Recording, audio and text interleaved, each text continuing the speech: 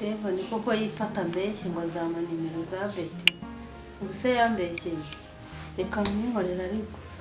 Reka nze negereze numva ikintu ari bumbeshye none. Yes Jennifer. Yes Devon. Imeze gute se? Sawa ni sawa. Duherukana cyagiye wari umere nawe uri kuntera umuniko. Devon umbabarire n'ukuri cyagiye nari mfite umujinya ariko noneho ubwo washize noneho reka tuganire noneho warambeshye ngo uzama nimero za Betty ndategereza ndaheba. Cyane uko utazi ibintu byambayeho.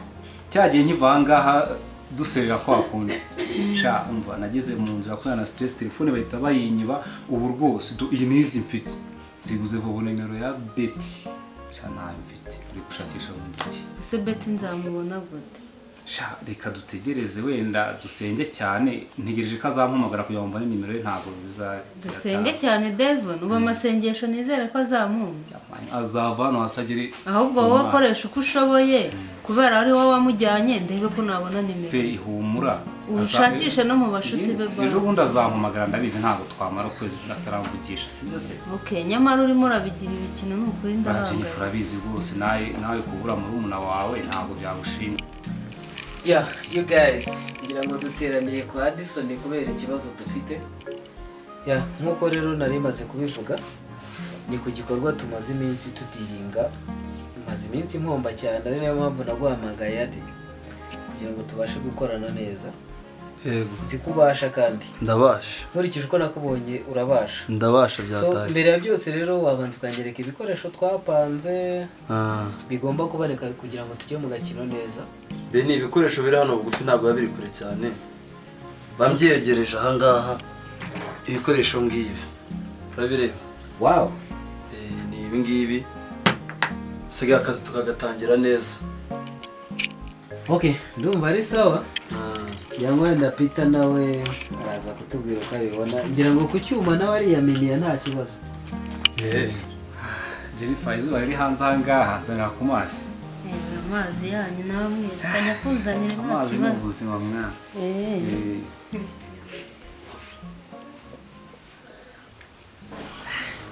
Nifasha. Uzi nimero nyimoye koko. Ni hatari. Ndashaka kubakoramo akazi. Ni ibintu byoroshye undi kano kuma se amaze n'imyaka ijya muri 6 bro kaba koroshye byataye. Ubundi mission ndabizi ko Addison yize no gutangira guhiga imizigo ubu ngubu dore boss ameze nabi kabisa. Biho tugomba kugenda ko pita ikintu nkusaba ntukabe hanze y'akazi jya uba mu kazi imbere ntukamera nka wa muntu akaguru kamwe kari mu nzu akandi kari hanze. Uranyumva neza Peter? Jya mu kazi neza, tugomba kuba serious mu kazi sibyo? Umugabo ibyo dusabye tukaba tugomba kuba bihari. Urabona ibikoresho nagiye kubizana kugira ngo bikore akazi ntabwo bije kuryama hanga sibyo? Nta kibazo. Igikoresho gikoresha neza ntabwo nanga kugikoresha neza bisoko merezo gatoya akira iki cyuma ndabizi kizakora akazi kose. So animation nshaka kubanza kuguha ya Adi. Oui. Ndashaka amutipe bita Devon. Yego. Sinakwereza. Ya ndashaka gutambikana bucura. Yego. Ukamumpera za kashi. Niri ya lettre ndakwandikiye cyane. Nta bindi bintu byinshi umubwira arabisanga muri lettre.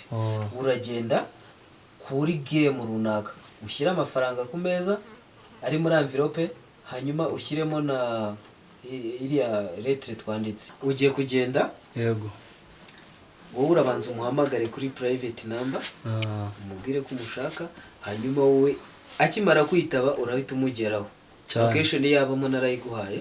Narayibonye. Uragenda ushyira amafaranga ku meza umwereke na kugira ngo abyumve neza. Cyane ibyo ni ibintu. Hanyuma urangiza ibindi nzabyikorera nta kibazo. Nta kibazo. Gahunda ni gutyo igikorwa ni icyo ngicyo tugiye muri game. Peter.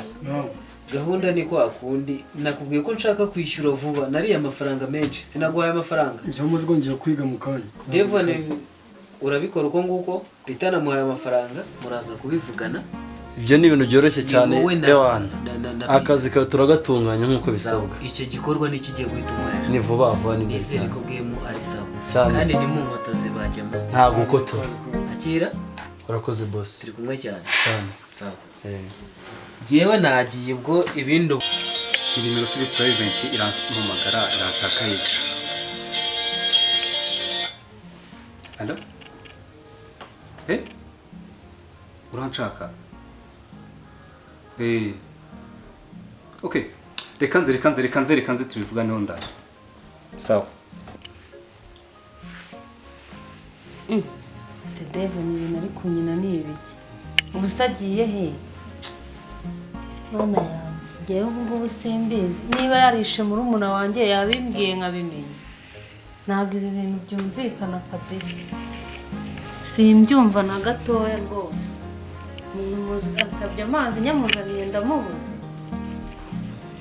bigomba gukemuka kuko no kazi wabyumvishije Peter Venavise mani mukandaje mwereke ibyo apana tube serious umugabo twemera amafaranga afatika sibyo ahubwo nimba ari akazi tugakora nk'akazi twigakora nk'imikino ntabwo byaba nk'imikino mwana ahubwo mu kanya ahantu ushaka kugomba kujya guhiga umuzigo yego ndabona ibintu bimaze kuba nabi kuko uriya mutipe araza kutumira nabi utamugeza uriya muzigo uyu munsi ya ku diro zimeze ndizera ko ari umubebi mani urimo ukunda kujya guca ahantu yego mu gashyamba ukuntu hahandi twahuriye handi muri wa muhanda wo hepfo so habona ndahareba ku gashyamba gutyo ukuntu k'inturusi aho ngaho hari ugenda wategera umudemuka iyo kuza kuhanyura bro ya nanjye ngiye gufata mu cyuma cyanjye iminota mike cyane sawa nari ngomba kuba nahageze reka gahunda ubwo niyo ngiyo mukabize kuba amaguru ku muzigo wamaze kubona yana ni vuba ngiye n'ubundi nawe usigari wawe sawa tugari mu kanya kuri by phone turavugana nta kibazo rwose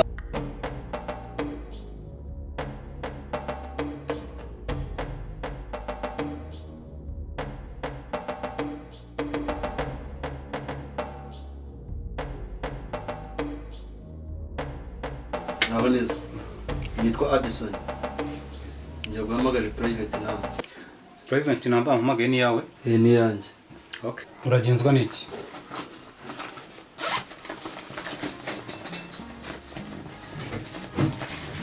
ingenza n'iki ibindi urabisanga muri message kandi amategeko n'amabwiriza birakurikizwa muri SMS urabisangamo okay nta kibazo ndabona ari n'umuzigo ni umuzigo nta bindi bivuze ngo nzazumbwira ibindi gahunda duhanye niyo SMS sinako ugomba kwibara muri telefone yawe nta kibazo ndere ndi kuba ndi buyibone nka nsangamo nzabikurikiza uko bimeze sawa sinzagombera kugaruka hano okay nta kibazo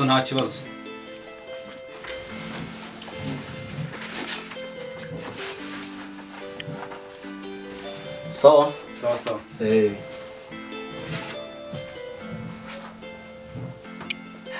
nsomye iyo message ndabona igezeho Devon ayo mafaranga nta mikino icyo usabwa ni ugutanga aderesi y'aho Betty ari kandi nk'uko wabibonye iyo mbunda nakweretse ntirasa amashaza icyo usabwa ni icyo twakwereje muri message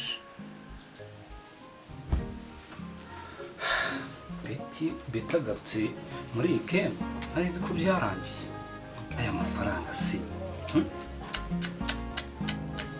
amadolari mu manyarwanda ese ko mbona ari akayabo kayo inyuma amanyarwanda imbere amadolari bashatse kuvuga iki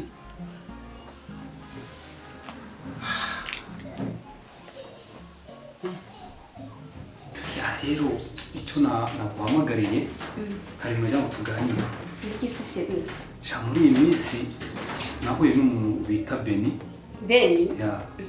Beni muraziranye Beni wese Beni uriya mu bosi wanjye kuri kiriya kigo muri aho Beni se ni bosi wawe ni bosi wanjye ndamuzi none se muri inshuti ubushiti ushatse kuvuga ni ubuhe umushiri we nsobanurira neza nese mba sheri w'abantu babiri benshi sheri wawe none ko yambwiye ko nawe uri sheri we mbwiza ukuri nta kintu nkinze kabisa kuko ndabona ibintu bitoroshye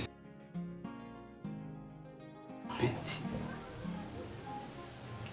ubushize Beni twarwanya urugamba rukomeye kuri Betty biba ngombwa yuko mwohereza hanze. Jennifer twahuye ashaka Betty, none n'uyu ngo Betty Prince ageretseho n'amafaranga angana gutya ngo mwe aderese y'aho Betty ari.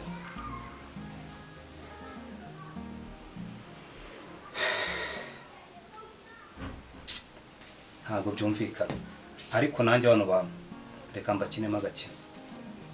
Bishoboke ko Betty hari icyo bamushakaho, afitemo diru bashaka kumukina, barashaka kumwica se, barashaka hari imyenda y'abaririye bamushakira. Icyo nzi cyo nanjye ntago ndi umwana, aya mafaranga bampaye ngiye kuyakoramo igishoro, noneho tuyahanganireho, nta kindi ngomba gukora kuko ndabona ibintu bitoroshye abantu.